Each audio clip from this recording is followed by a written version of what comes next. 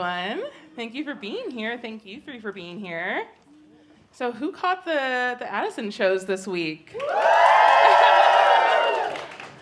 I mean, I saw the show last night, and I couldn't stop thinking about how much we talked about timing when we first spoke last December, and about timing being everything. And, especially having to be able to kind of move through this industry and really kind of start fresh with Diet Pepsi and really show people who you are. I mean, tell me what it's like to tour for the first time this year and feel like maybe right time, right place for it.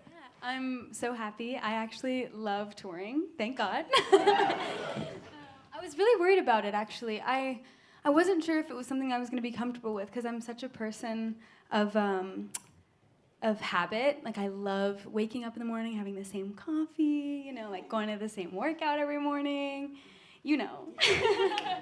Brittany came with me everywhere in LA when we first hung out. But yeah, I really love having, repetitive nature involved in my life. So I was unsure if I was going to feel really comfortable. But I actually love it. I do love spontaneity, and that's something that I've always known about myself. I love being thrown into situations that I'm unsure about and feeling like, okay, how am I going to react to this? And how am I going to make this comfortable? Because that's kind of what life is about, is making your situations feel comfortable for you and be able to get through them in that way. So I really love it. And yeah, timing is everything. I think it's so funny. I was supposed to, perform Obsessed a really long time ago, and I didn't end up doing it. It was at an event, and I ended up canceling, and I just wasn't really ready, which now looking back, I know that was definitely the right choice for myself. I think over the last few years, I've gotten to get really comfortable. Luckily, Charlie XCX has been such a great friend of mine, and yeah, make some noise. I see some sweatshirts. And yeah, she brought me on stage, and it was my first time ever performing, was at the Shrine with her on her tour. And that was really special because I got to be with someone that I was so comfortable with. It's kind of similar to this, luckily I'm comfortable with Brittany, so everything always feels nice and easy whenever you have someone around you that you trust and have been around. And so I got to do that with Charlie, and I came out and did Diet Pepsi at Sweat, which was really fun here. And yeah, ever since then, I think it's just a continuous strive to make the stage feel more like home and feel more present, and like I can do what I want and feel free. And that's always the goal, is to get everyone to watch and feel like, they could be on stage too and be having just as much fun. So yeah, just, enjoying it, loving life. And Luca and Elvira, did I hear you two correctly last night, where you said that was the first show you were able to catch and be able to? Can you tell me a little bit about hearing the songs that the three of you were just so hunkered down together working on, and hearing them come to life on this show? I mean, it's just a little hard taking it. It's you're standing there yeah, sure. This is what? We made this? And everyone is enjoying it and singing it. No, it was amazing. I'm so impressed by you, Addison. Yeah, I mean, it's pretty remarkable what Addison's doing up there on stage, and all I could think about is how many times my back would have split in half. Yeah. And to be singing while doing it. But no, it's very special. I mean, we wrote some of the album in New York. I went to college in New York, went to Terminal 5 for one of my first concerts in New York, and it was when Kate Renato was performing 99.9, great album. And I remember in that moment being I really want to make music, I want to produce music. And to be back seeing Addison that many years later was such a full circle for me personally, and I wouldn't want to have had that experience with anyone else. And there's such a theatrical element to the show, and being able to pull together the songs and create them into these little stories. I mean, just the way you kick off the show and just kind of pull off this great sort of Wizard of Oz kind of outfit and things like that. I mean, tell me about translating the shows to this performance, and how you were envisioning this live show to really showcase both the songs and the way they are, but also your own performance capabilities that you have been honing since you were a really little kid. Yeah, okay, so when it comes to the structure of the show and the way that it feels, I think when I started, I started at the Box. My first 2 shows that I did for the album were at the Box. Did anybody go to that? Yeah. Really?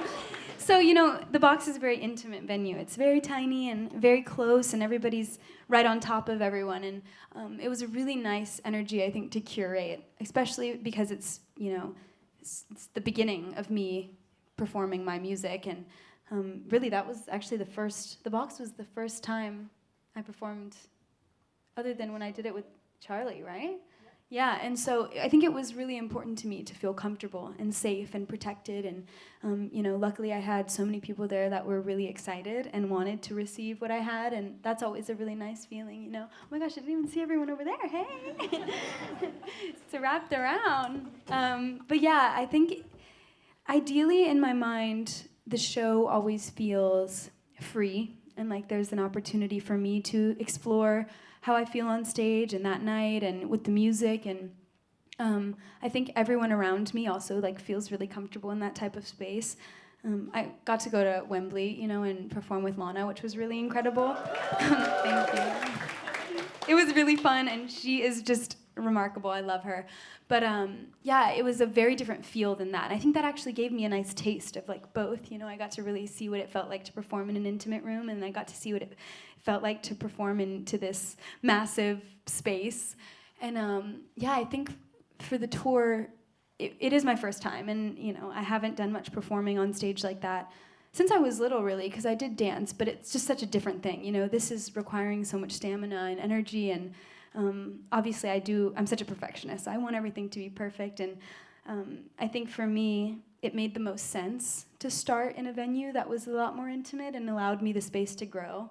I think for me as an artist, it's been nice to be in rooms where I feel really secure, and I think in an intimate room, it always feels nice and secure and safe. And the theme of the show is kind of, it's a little bit of an arc. I think it's like slowly, even more so now, like evolving continuously. It like is always changing a little bit. We added a staircase in for the American leg, and I think for me, what I noticed in the beginning processes of like brainstorming what the concept of the tour was and the story and what it meant to bring Addison, the album, onto a live stage and perform that for people is that, less is more.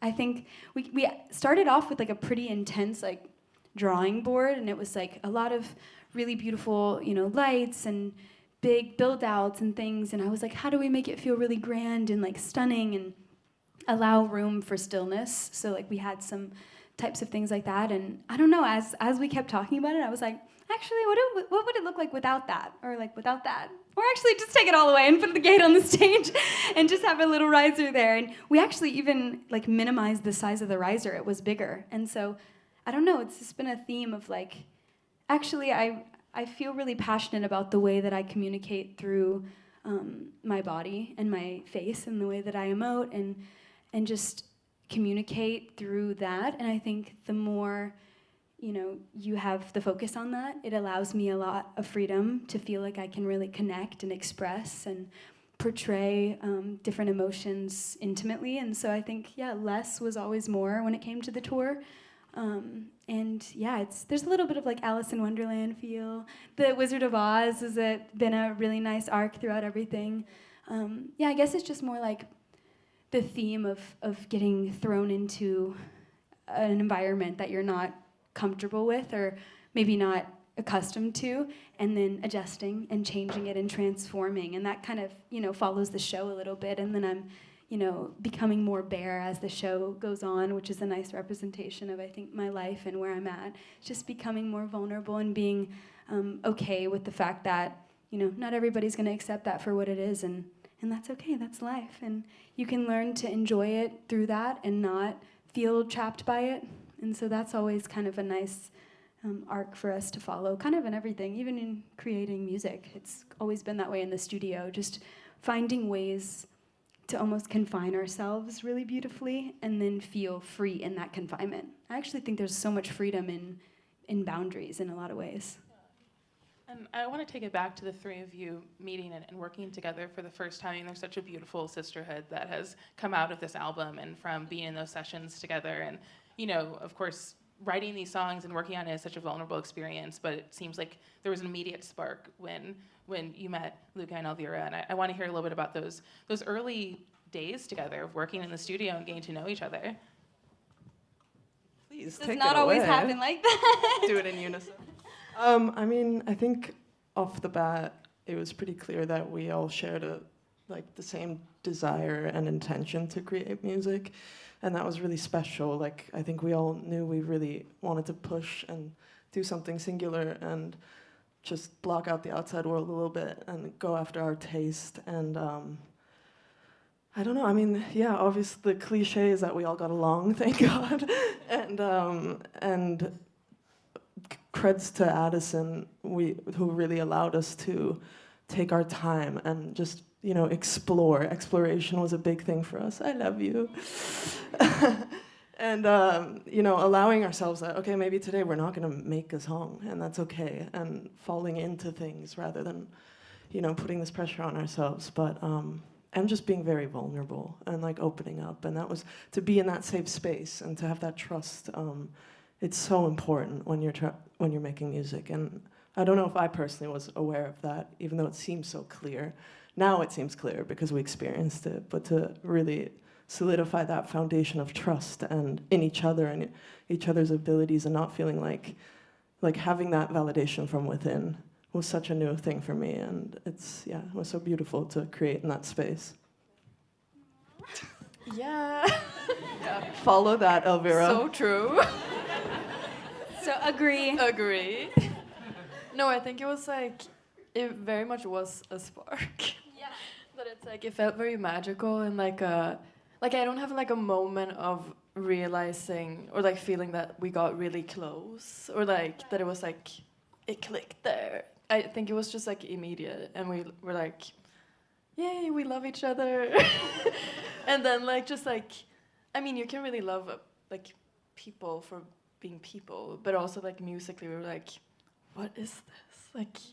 We just love this world we can create together. Yeah, to add on to both of those things, I think there really was a nice comfortability that was established pretty quickly, walking into the room with, girls who are in their 20s as well as me. And I think that in itself is a really nice thing to feel, communal in the space that you're creating in. It's really inspiring, and I think there's a lot of similarities that come with that. Pretty immediately, we kind of went in with no guards up. I had walked in and kind of was not sure what it was going to be, as you are when you go into sessions or really any type of creating. You're unsure if you're going to come out with a product that you're excited about, and sometimes that's part of the joy, is almost making something that you wouldn't have liked or wouldn't have expected to like, or maybe even hate, and it tells you what you might like more now. But we got really lucky that we made Diet Pepsi the first day we met. I mean, I don't even know how. That is just the most inexplainable. I don't even know how it happened, and it did, and it happened so magically and seamlessly. It was really weird. And initially, we had went into the studio and we started a few ideas, getting to know each other, oh, do you like these sounds or these sounds? And they were playing things, and I'm yeah, it's all right, I guess. No, but I was just, letting them have fun, and me trying to figure out what I wanted to write for the day, or what I was feeling, or conceptually if I had anything on my mind. And they were playing, and we actually made a few ideas before that, which, listening back, I'm oh, these are kind of cute, actually. You have Might have to pull those back out. But I remember, we had eaten dinner or something, right? And then we went back in the room and we were maybe we just try another thing, or just let's chill, and we don't have to make anything. And we have mutual friends, all of us, and so that was helpful. It was not totally awkward to We'll meet with see them. each other again. Yeah, we were maybe one day we'll be friends. I don't know. One day. It might be awkward because you couldn't make a song, but Luca ended up going over to the piano and playing, and that's how Diet Pepsi started. Luca found really interesting chords, and then we were all kind of just humming melodies after that and finding magic, and it really just happens like that. Sometimes things just click and you're feeling oh, I actually like that, and keep doing something else, and then you're wait, I really like that too, and then we kept going, and we made the hook that night, and that was all we made, actually. And then the next day we went in, and Actually, was it the next day? We might have had a Honestly, space we might in have had between. like 2 weeks between or something. No, not was 2 it not? weeks. I think it was a little tighter than that. Jeez. Never What mind. did you do in those few days? How long was it? Like Do a you week. It know? definitely wasn't 2 weeks. Oh, It was a like week, maybe, Let's sorry. say maybe a 5 week. days. Okay, I'm gonna go with that. But it was something around that time. And then 4 we came years. back, and I remember listening to it over and over and over again whenever we had that little bit of a break, whatever it was. And and I played it for some friends, and I played it for like people that I really trust and love. And everybody agreed, like, oh, this is something really special, and like, you know, y'all should definitely finish this. And we were like, yeah, we were planning on it, but like, they're busy. They were busy. Oh yeah, it was Y'all us being were. busy. I'm pretty sure y'all were. I was free and ready to get in. I was like, I like this. I was probably tanning that week. I don't know, trying to pass the time to have we y'all were back. exfoliating for a week. But yeah, you know, like the magic sometimes is just there, and you really gotta grab it. Isn't it such a big thing that who said it, Prince or MJ, about the other? About like when an idea would come. Was it Michael about Prince? Yeah, like I couldn't let an idea pass me by. Yeah, if an idea came to him, he would need to go to the studio immediately and drop everything and go and work on it, because sometimes when there's magic, it could just continue along onto someone else. And I actually do totally agree with that. When there's magic in the air, you really have to grab it and run. And that's kind of what we did in that moment. And luckily, you know, we kept doing that. And I think when you find that momentum in your life, and anywhere that is, it could be in your career, it could be in school, it could be in work, when you find that momentum or that magic spark, when things just fall into place, it's like you sometimes just have to, you know, put your foot on the gas and be ready to go. And I mean, I loved talking with you so much about the songwriting, because it was so, like, it's so conceptual and interesting. You know, it's like these objects or colors or mood, in the mood boards that we talked about really extensively, where you would make for these songs, or if you had an idea and you'd kind of put together sort of these, you know, ideas of images and people and places and things like that. I mean, you know, having that sort of very visceral way of writing about songs and sort of immersing yourself into them. Tell me a little bit about some of those particular moments, like having the color aquamarine, you know, and wanting to make a song that sort of aligned with how that color made you feel. I mean, tell me about those moments. I mean, it happens all the time. They know this. I'm like pretty weird when it comes to where I draw, you know, like inspiration or find excitement or get really, I guess, like triggered by in a good way. Like Aquamarine, that one in particular was, I had like rewatched the movie Aquamarine, and I really love that movie. I think it's so good. And yeah, I was just rewatching it. I was like, I think I was actually like, I might have been in Bulgaria. Like I was literally in like a random place and I was watching this movie, and I ended up writing it down, just, you know, hanging out in Bulgaria, and got inspired. But I wrote down Aquamarine because I was like, wow, what a beautiful title. And it's literally the title of the movie. And I was like, oh, the color is so nice too. It's like really makes you feel something when you look at it. It just has like a really nice light depth, if that makes sense. Like it's not a deep color, but it has a lot of depth when you look at it in like a very airy way. And so I wrote down the title, and I was just like, wow, I'm gonna actually look up more about aquamarine and what it means. And a lot of what like that stone represents is like freedom and alignment and kind of like discovery and finding purity and transformation. It really means all these things. And so I was kind of like, oh, writing this stuff down. I remember I like texted them like aquamarine or something, and like I wrote it in my notes. Like, We got it. they were like, done, we already see it. And then we went into the studio, and we just were like, yeah, let's just try and let's see what that triggers. I actually remember pulling up a video on YouTube when we were making aquamarine, right? Yeah. It was the flower, right? For aqua? Yeah. I think it was aqua. I think so. Yeah. I think so. And it was like this flower, like it was like a bunch of flowers blooming in fast motion. And I was like, that kind of is the same, it falls under the same category as what aquamarine means, like this, you know, transformation and finding yourself and things like that. And I don't know, I think little things like that can really just inspire you and take you somewhere completely different than you were expecting. And I don't know, for me, I'm such a visual learner, and I'm such a visual artist in so many ways, and I think that doesn't make you any less of an artist just because the way that you know, communicate and I guess just speak what you see or feel through images or through colors or things like that. I don't think it makes you any less of an artist. I think everyone makes art in such different ways. You know, you could be someone that by sound you really get inspired, or you know, it could be outside. I mean, we have so many like really nice sounds hidden in the tracks of the songs, and then it could be, you know, colors that inspire you. It could be words that inspire you. I had like a word bank that like inspired the album. Really, I like wrote down all these words, and I was like, this is how I want to feel when I listen to the music, and that was the best way for me to communicate it. And you know, I don't have the most experience with musical instruments, and I want to continue to learn and grow in those ways because I do think it's so essential and important. But luckily, I have these two beautiful women that can translate. Seriously, that can translate my crazy thoughts and visions and words and colors and imagery into sounds that make perfect sense with what I was trying to describe, you know? And so all these things can just come from anywhere. Even high fashion. Like, I just love the title high fashion. And I think even a lot of times that's how a lot of concepts came about. I actually wrote down money is everything in Bulgaria as well. I wrote down like money is everything. Let's get you back to Bulgaria pronto. Back to Bulgaria, because I need to get re-inspired, right, for the next. You're so inspired there. But I was thinking about it while I was in Bulgaria. I was like, I remember I was eating like breakfast alone, and I was like, wow, like, I was like, money literally is everything, like it is. And but I meant it in a way of like, you know, people say money can't buy health, and obviously that's very true, but nowadays I'm like, well, they're actually coming up with everything that you could think of to try and make money buy health, so maybe you can now, but no, I was like, wow, money is really important, and I was actually just thinking, it was like really deep, and I was like, wow, like, you know, you can really help so many people, and I can help my family with money, like, I'm so glad money exists, like, it makes me want, it actually inspires you to work harder, because you're like, what? That's amazing.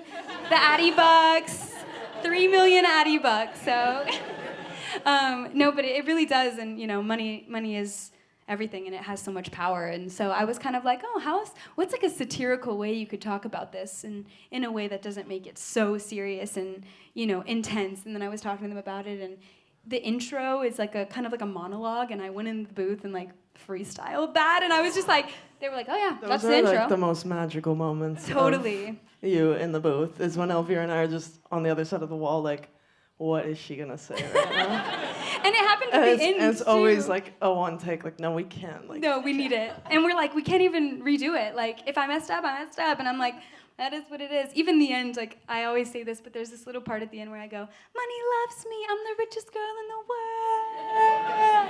And you hear them, like, Addison's the mic. like away from the mic. No, I was spinning in the booth. I was in the whoa! You can like hear you hitting like a stand. You're like, listen carefully. Like, it just happens, and you know, we actually kept that moment. That's why it sounds like that. We were just like, oh, it's just so real, and that's what happened, and it was fun. And I think that's what I've learned so much about making music with them is like anything goes. You can do anything, you can say anything, you can feel so many things from that, and there's so much freedom, and there's no rules, you know? Like, art doesn't have rules. There's no rules to what people are gonna connect to, what people are gonna feel. And so you can really have so much freedom in all of that. And that's what's so exciting about making music with them, is that I'm allowed to feel that freedom because I feel so safe and trusted and comfortable. And I think there's just no ego involved when we're in the room. It's all about making something that, you know, we can really feel and be face to face with. And, you know, if that's going back and forth about a melody or changing notes or, you know, giving ideas or giving structure to what we're saying, I think it's just so much trust that exists between us three that allows those things to exist freely and just come out and be experienced and be understood and be misunderstood. You know, there's so much room for so much growth. And so I don't know, I feel really lucky. It's just really fun. And that goes from us towards you as well, like to have that trust from the artist who, you know, is patient and lets us explore as well sonically. Like, that's everything, obviously, for us as well. And I mean, even with that exploration, I know there was moments where you were just inspired by the stuff that was in the room. If there was a synthesizer that you hadn't used or something that was an instrument or anything, like, can you extrapolate on some of those moments where there was like something in the room that kind of lended itself to the production or the kind of sonicness of the world that you were building? I'm like, yeah. No, I remember a moment. It was like before when you were in Bulgaria, and and we were like prepping like for you to come to Stockholm, and then we we talked to our engineer, and we were like, do we have like old gear laying around like from the 90s here? You old guys used to use. You old guys. No, just And he was kidding. like, oh my god, yeah, we have like like luxury thing obviously, but like they had like so many like old stuff that like no one has touched in so long, and we were like, oh my god, let's just like put it all, like we put like this like huge rack, and we're like, oh my god. And I mean, we, just to piggyback you, I feel like we specifically requested, like, give us the synths that are considered so cheesy now. Yeah, like, yeah. specifically, like, 90s, like, synths that, like, oh my god, you would never use this. They're now. all like in neon colors. It's We're like, that one big looks pretty, let's take that Spaceship one. 3000. Like, just the most, like, cheesy looking. Anyways, not to interrupt you, continue. No, I was done. It was just like a very, like, one of those moments where you're like, wait, because I think I've always been like a little like against like gear people. I've been like, let's just like do it in the computer. Let's not be like so like posh about it. But then like I think with this album it was like, oh, like I get it. It's like really good. Also, like, I remember so many moments, even with headphones. That's how so much of headphones came about. I actually think it's, in Aqua, actually, too. Remember Oh, the yeah. video I posted of you just, like, going through cowbells? God, like, so, yeah. you were like, Also, oh my I mean, God. you have to commit so much quicker with gear like that. Or I'm just terrible at using it, because I'm like, God, you know what? I'm not even going to waste time now looking for a better thing. Like, let's just use this. And No, I think having that limitation was really inspiring. For Freedom sure. and boundaries. Mm-hmm. No, I think that's like half of why that's so interesting to us. That it's like, well, there's one drum loop here, we better use it. Totally. And when we spoke about the album, you had talked about how writing sad songs or having sad songs on this album or in your music is not something that you think you'd ever write or make, but there are still these moments of kind of very subtle melancholy, I feel like, in some of the songs, like Times Like These or Headphones On or In the Rain. I mean, can you talk about sort of writing from these like introspective places on these songs, but still bringing that levity and keeping it uniform to some of the lightness and dance focus of this album? Yeah, I think for me, personally, in my own life, music has been used as like a tool of escapism so much. Growing up dancing, I think that also lended itself into my music taste and, you know, the things that make me feel good about getting out my emotions. And so dance and dancing to songs that made me emotional or maybe made me distracted from my emotions was kind of what drew me to songs. I like loved feeling like, okay, you know, I'm having a really hard day, like circus. Like escape, you know, like let me escape how I'm feeling and put on circus. Like that is how you do it. And I feel like that just shows itself so much on the album. I mean, I'll never forget Addison looking at Elvira and I in the studio going, oh, the lyric in that Robin song, it gets better with every heartbeat. And I was like, it's Addison, it hurts with every heartbeat or whatever it is. And that just said so much about you as like a person. That's what I was hearing, okay? But yeah, I like to use music as a way to kind of distract myself. Maybe not distract, but work through those feelings, you know, and maybe that is distract at first, and then it's like come to solution through feeling those things in the way that I process them the best. And so, yeah, I like being positive. Oh, it's Sorry. it's an amazing quality. Debbie Downer over Wish I here had likes more to of hear it. the sad lyrics. No, but I think for me it was, you know, the process of making this project. By the way, we didn't even get very introspective until we had a few of the songs already shaped out for the album. And then I was kind of feeling more and more like I could, you know, open up about those things and feel those things. And with Times Like These specifically, that was the last true song like with proper structure, I guess, that we made for the project. And that one was really kind of just the way that I was feeling. I remember that day, we actually have so many videos from that moment. I was like talking like, guys, I can't believe the album's already almost done, but like I'm ready for it to be out, but I don't want it to be out because I don't want this to end. And then I was like, and I remember saying like, and the high fashion music video, I'm about to shoot it. And like, I'm just like, wait, why is this going so fast? And I was feeling so emotional about that. Then I was like, oh, there's such a juxtaposition to life and going through things and experiences. And I was like, what are more of those things? And you know, so many things in that song. You know, I dyed my hair blonde, and around that time, actually, I had just dyed it blonde. And yeah, I was just feeling like, oh, you know, what are things that I might be feeling because of that, or why did I do that? And then, you know, we have the lyric, if I dye my hair bleach blonde, maybe then I'll turn you on, which was just like something that I think is so real in life. It's like, you know, should I do this because people will like me better if I do, or should I do this because I like it better, and does it matter if people like me better if I do that? And then it's like, you know, should I blame this, or should I blame that, or is it my fault, or is it life, or is it just the way that it is, or what is it? And it's me trying to understand those things, and writing that was really therapeutic and nice. And everything that we write and do together, you know, people have their opinions on what it means, and if it's deep enough for them, or is it too easy to understand? And I think for me, it's just simply the way that I communicate, and it's the way that I like to communicate. It's how I like to be vulnerable, and I think vulnerability comes in so many different fashions, you know.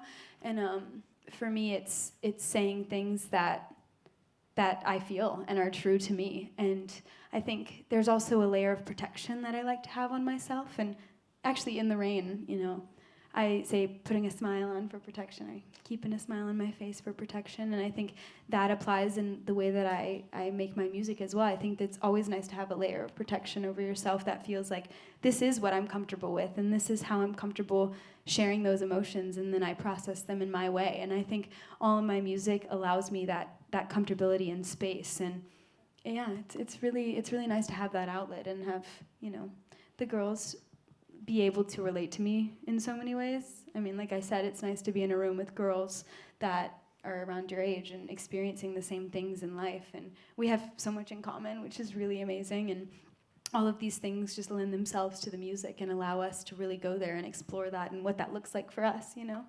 It's just a reflection, really. And was there a song that took a particularly long time to crack, or to sort of have it reach the place that you were sort of seeing or kind of hearing as you were starting that song? It's so funny because, like, no.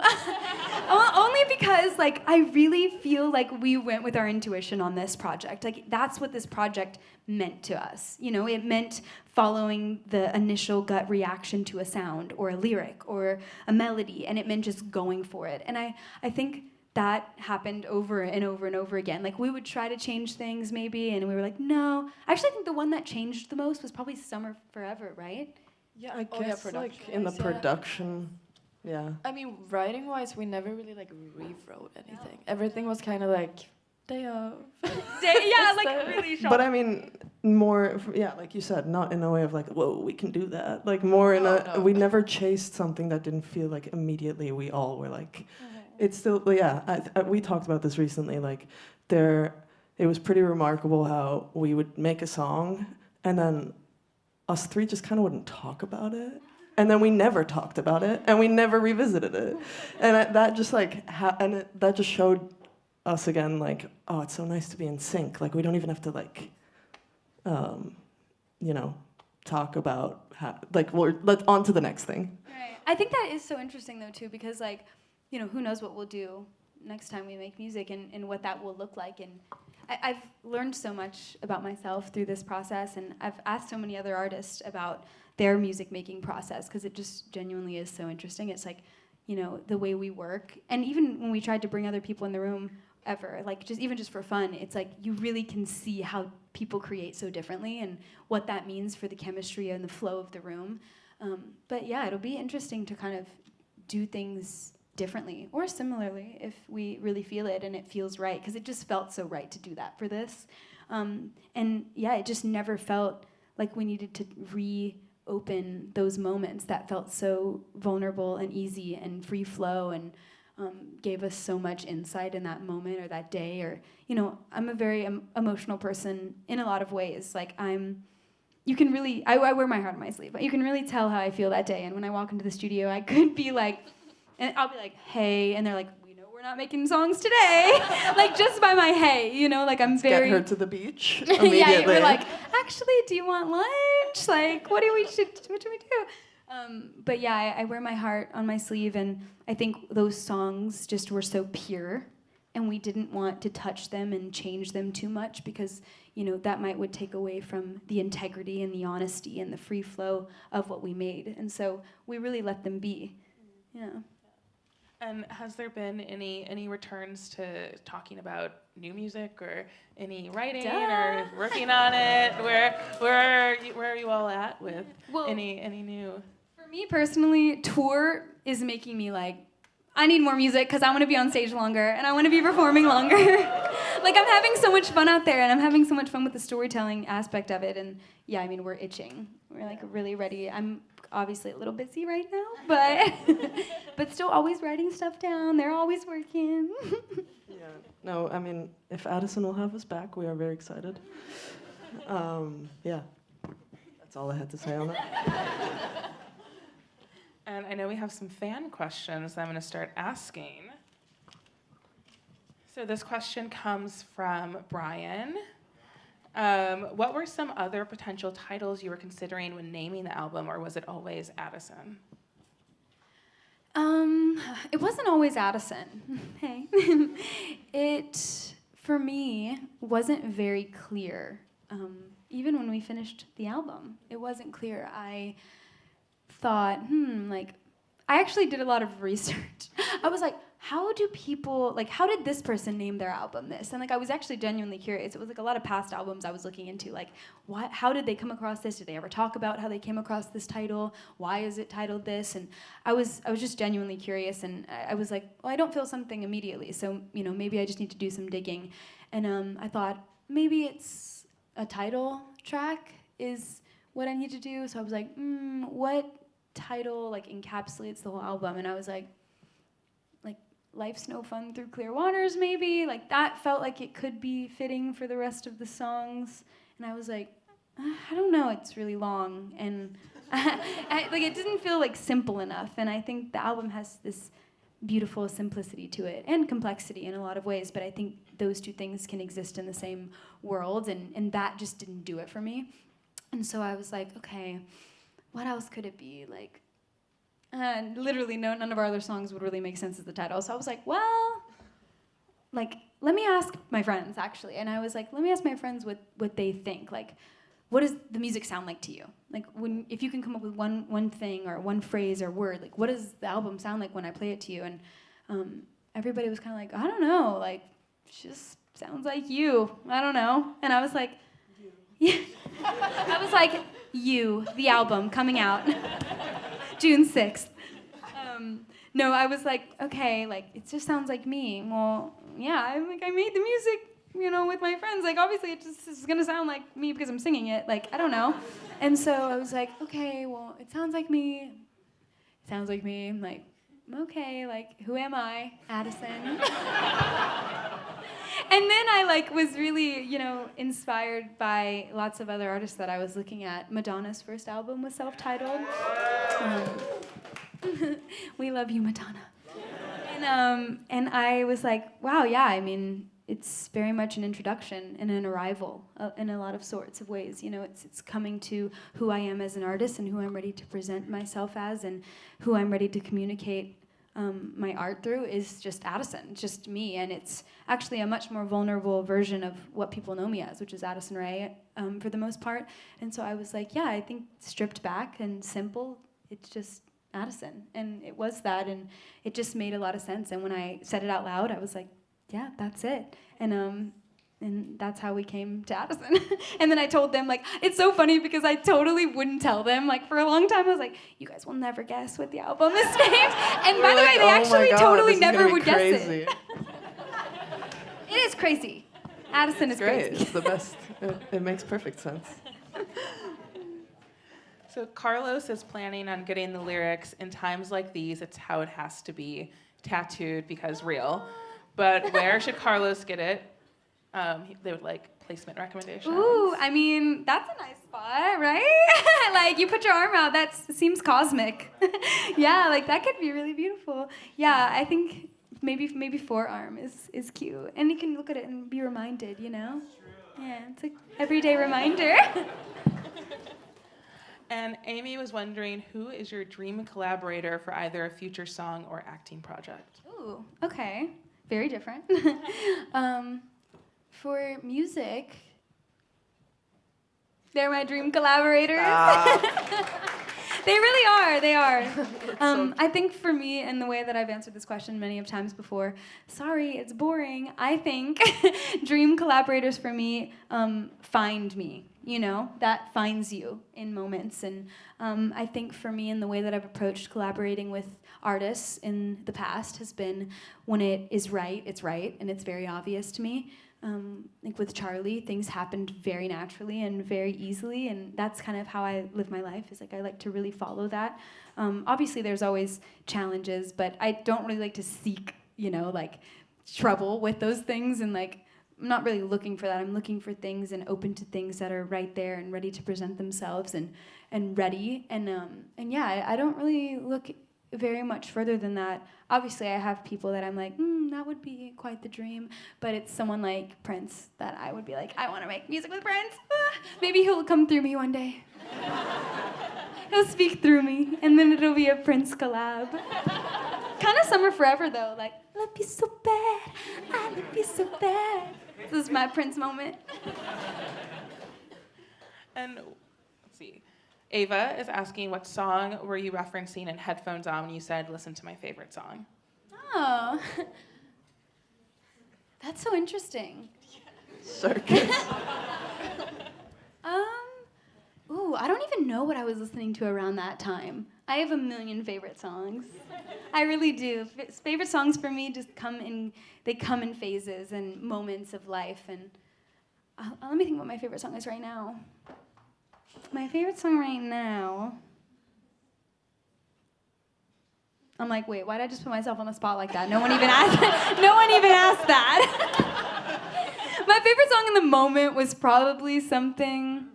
What was it? Nothing really matters. Oh, Nothing Really Matters. I had a really strong phase of Nothing Really Matters. I was gonna say like, definitely like bedtime stories vibes, like really into that world. And Jose is asking, how does it feel to become a scream queen? Can we expect to see you in even more horror projects in the future? gosh. And also great because this week the Ed Gein story Yeah. series came out. I was just in something that just came out on Netflix called Monster. So if you guys want to watch that. You did? Really? Oh, thanks. Well, I hope you enjoyed it. Charlie was so incredible and really amazing. Really? Wow. Oh my gosh, at Terminal 5. That's quite the location to watch something like that. That's nice. Oh, thank you. Thanks for patience. Well, hopefully, yeah. I mean, I love acting. I think a big part of my life is performing, and that is just covers all the grounds for me. Performing and yeah, communicating through my physical body, and the way that I can do that best is through acting and music and dancing. And so anywhere I can do those things, I'm always ready for, and always searching for something that really inspires my heart. And yeah, who knows? Maybe I'll be that someday, hopefully. And finally, something that has struck me so much, and especially when we were talking in December, was you had asked me if I was worried about the comments I was going to get after the story. And it just always, it kind of broke my heart in that moment, because I knew that you had sort of resigned yourself to, just having to accept how the world kind of just already wants to see you. And I mean, after this year, it's very clear that everyone's been very excited and thrilled about pop star Addison Rae and about the album.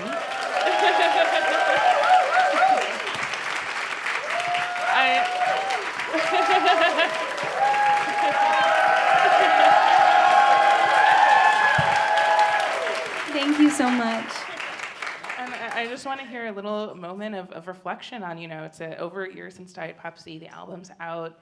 You're on this incredible tour. I mean, looking out those sold out rooms and having these incredible reviews, and everyone sort of have this really excitement. Lana, putting you on at Wembley and being at Coachella. I mean, how's it feeling kind of coming up on the end of your 2025? Thank you. That means so much. And I love you. That's so sweet. It's been a really crazy few years, and it's been a crazier year. This year has been absolutely insane for me.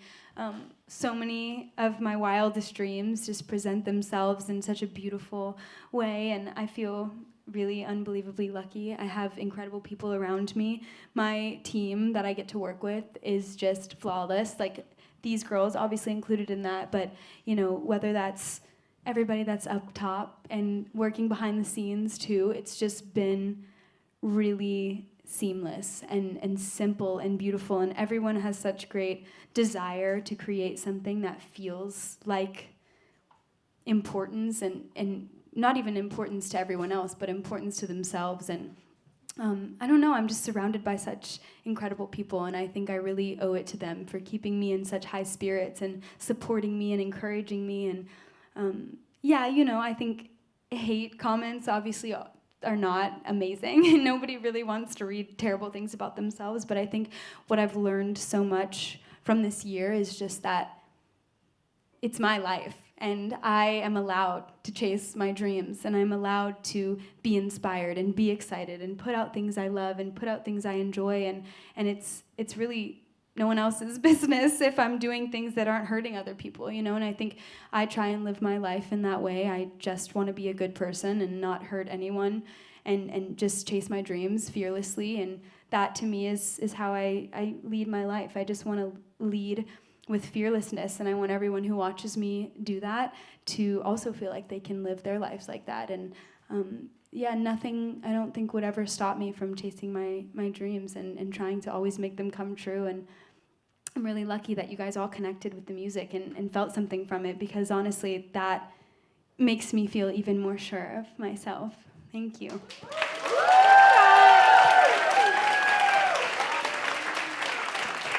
Well, thank you, Addison, Luca, Elvira. We're going to clear the stage and take a brief 15-minute intermission, and then Addison with Luca and Elvira are going to perform a few songs for you all. So please give it up one more time. Thank you so much. Thank you, Brittany. Thank you, Brittany. Give it up for Brittany.